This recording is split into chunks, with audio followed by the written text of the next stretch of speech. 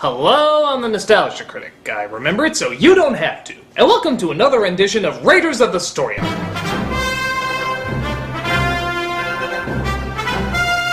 Have I talked about Batman the Animated Series yet? Okay, a few times. Well, then you can gather that it was a huge hit. So, with all that popularity, it only made sense for the makers of the show to move on to the next logical superhero.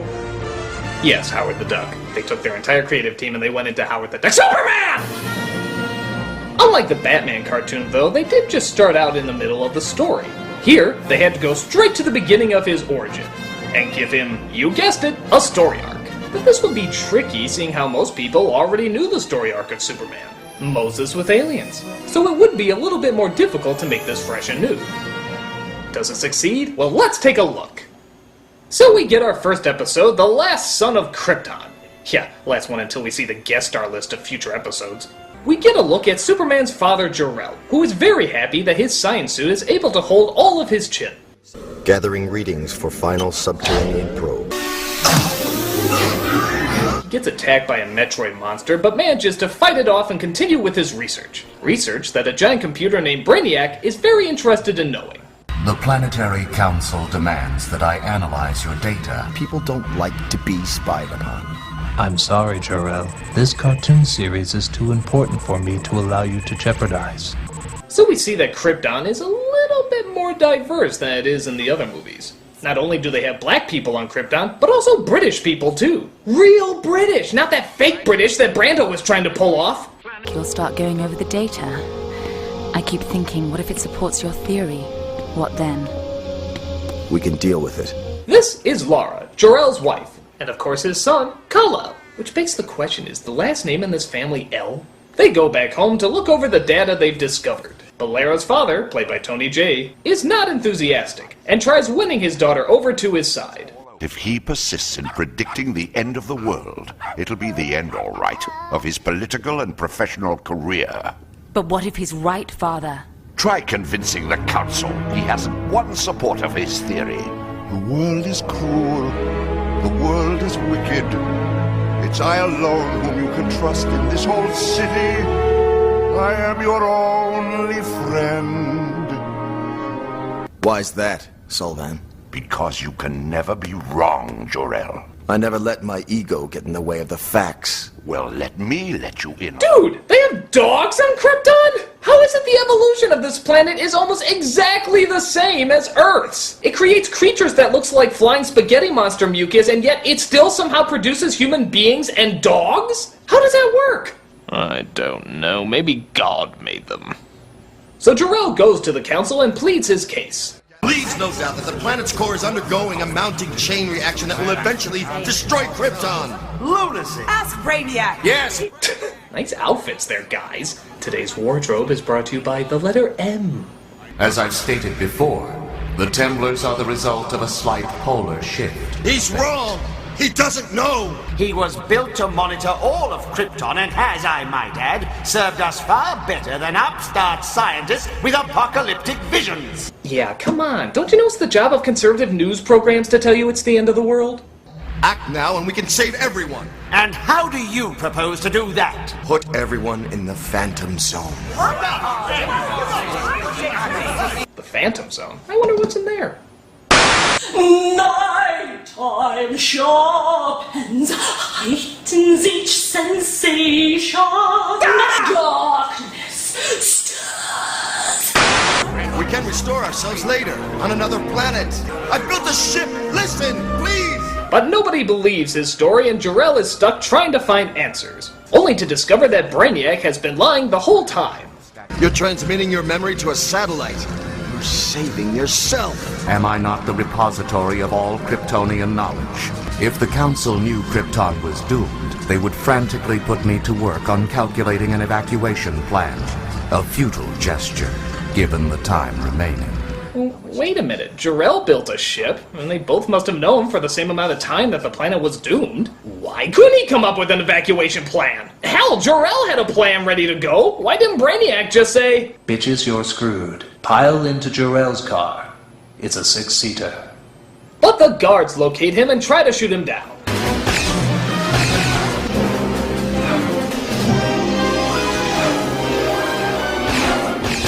I would say that this scene is ripping off Judge Dredd, but that would imply that somebody actually saw Judge Dredd.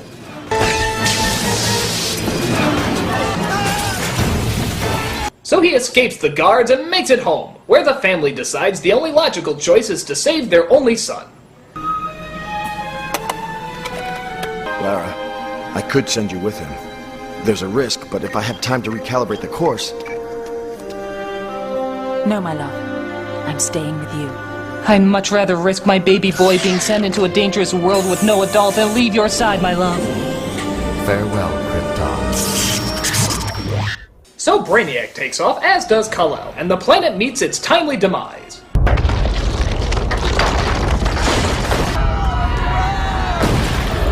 You know what just hit me? I don't think they ever specifically say in this version what it is that destroys them. Is it the inside of the planet? Is it colliding with another planet? Is the sun too close?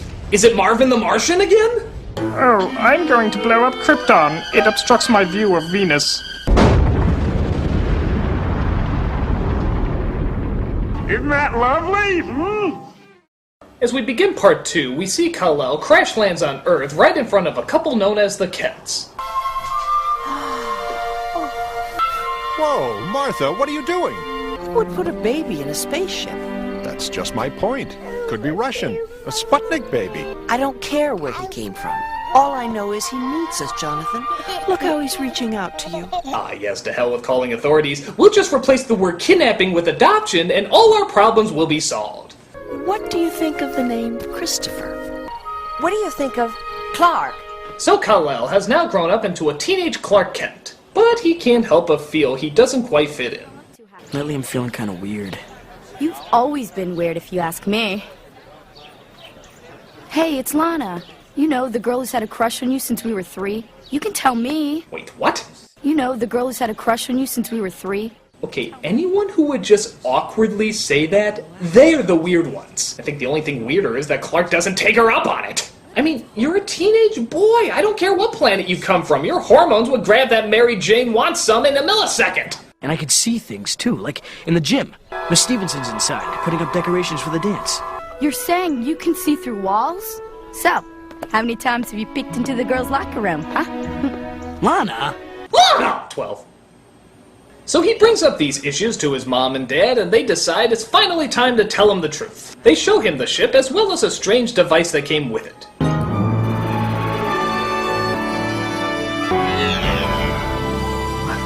Hello, son. You've activated the message we placed in your escape rocket. We are your parents. No, it can't be true. You are the sole survivor of Krypton, a planet similar to Earth in many ways. This was our... What? Oh, sorry, son. Advertisements. You may have already discovered that you are much stronger and faster than a normal human being. It will give you abilities that no other human has. You may also notice your voice getting deeper, sporadic hair growth, and people's inability to recognize you if you wear glasses. I'm not a freak. I'm not.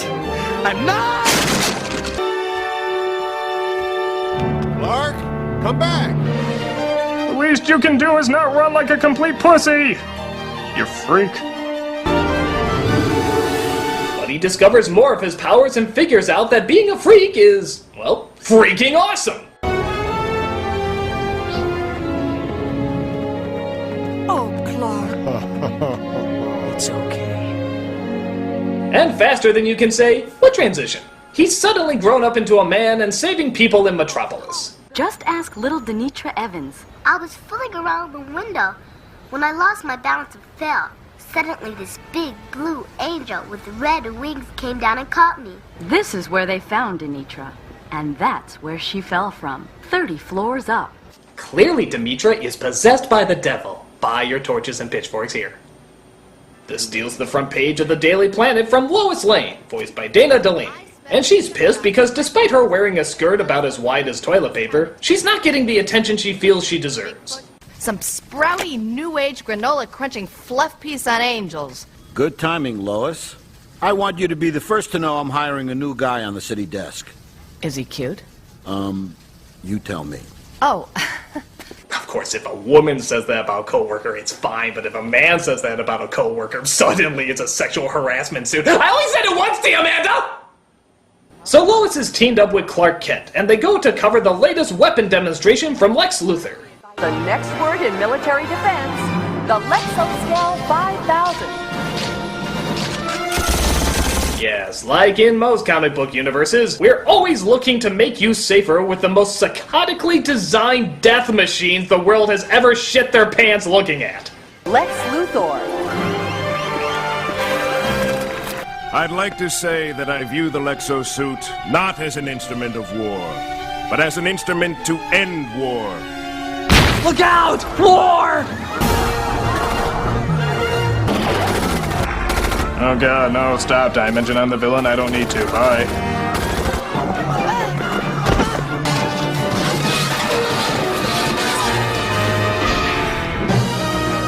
Alright, you get one, but I never want to see you in trouble again. Got it? I'm gonna hold you to that. Never ever again! So the villains tried to destroy another plane to get Superman away from them, as this begins our third part of the story arc. Whoa, wait a minute. No wonder the plane went down so easily. Half the equipment isn't there! Everyone always wants to fly southwest, but then when you see where they cut corners... Of course he saves the plane and a... mime. Thank God. And all of Metropolis is amazed. Where did he come from? What does he want? Look who I'm asking. Nice S. I know, I heard it too. Here's a clip of something awesome to offset it. Better? Okay. So everybody wants the story on Superman, and Clark is wondering what's the best route to take. Suddenly people are calling me Superman. They want to know everything about me. Some are even afraid of me. You'll always be Clark Kent. Superman just helps out now and then. Still, it wouldn't be bad if people knew a little more about Superman. I don't want anyone thinking you're like that nut in Gotham City. You know, Spider something. So Superman decides to give the story to Lois in a not-so-subtle way. Excuse me, Miss Lane. I believe I'm the one you want to talk to. Where are you? Just hang on. It's okay! I learned this by watching my parents! We just call this an adoption instead of kidnapping and everything will be fine! As far as I've been able to piece together, I'm the last survivor of a planet called Krypton. Krypton. Uh-huh. All I ask is that you tell the truth about me. And that is? I'm not here to scare anyone. And if they ever make a movie about my life, don't hand it to the guy who directed 300. I saw Sucker Punch. It was bad. So Lois prints the story and people get the info they've been looking for. But there's still the issue of Lex's missing suit, which Clark now thinks might have been planned so that the Pentagon would pay even more money for Lex to make an even larger one. When all is said and done, this could net you a multi-billion-dollar windfall. You're very amusing, Mr. Kent, is it? Nice work, Smallville. You're only the second person I've ever seen get under Lex's skin. Who's the first? Me, when I dumped him. Whoa. Ancient history. Anyway, what makes you think No. You go back to dating Lex Luthor. Tell me everything. Give me all the details. You can let me know he's bald down there, right?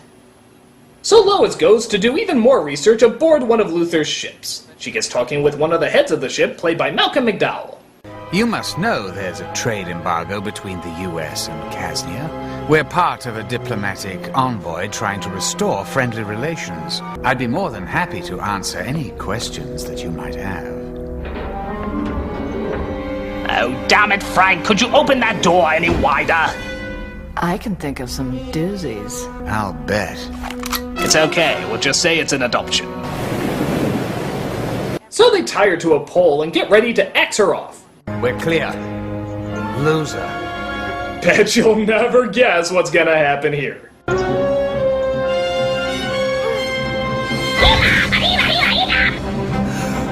guess the S on his shirt stands for Speedy Gonzales. Underlay.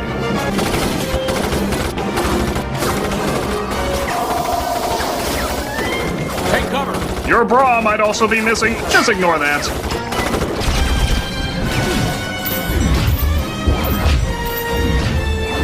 Oh, Yeah, they got that angle because it was so important to the story. No, really, I swear, they got that angle because cinematically it just worked so much better. It was much more compelling. I mean, what other reason would they possibly... You can't even hear me anymore, can you? Yeah, well, let's try this. That'll teach ya! So long, sweetheart. Meep.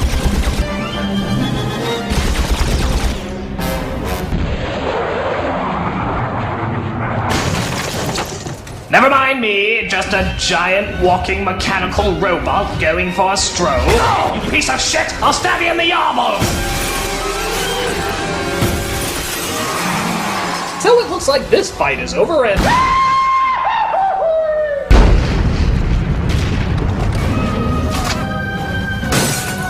I'm going to the sort-off. Everyone clear the area now. But Superman does get back up and puts that evil machine in his place.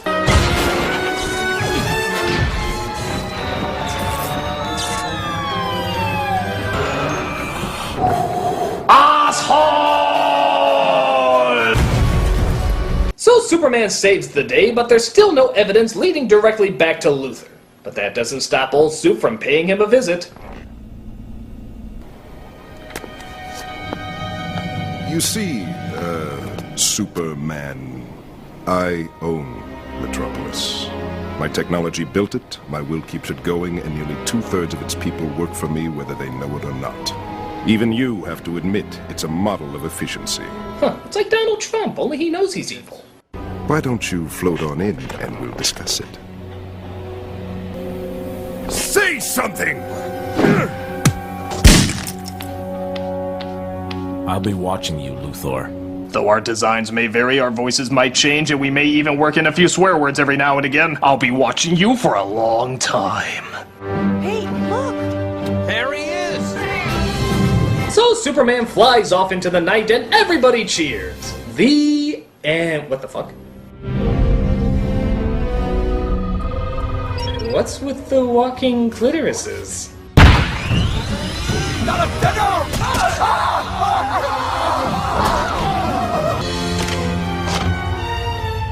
Brainiac systems activated.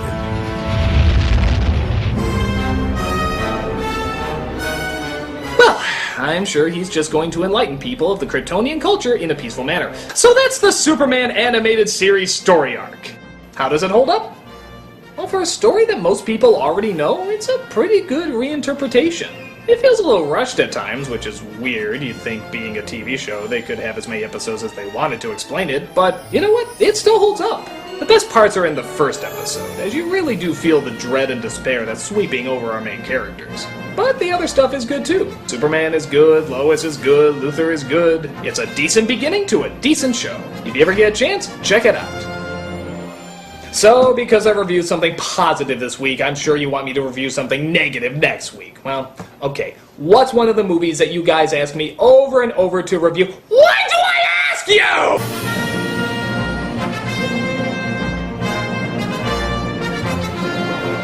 Superman, Superman, does all the things super people can.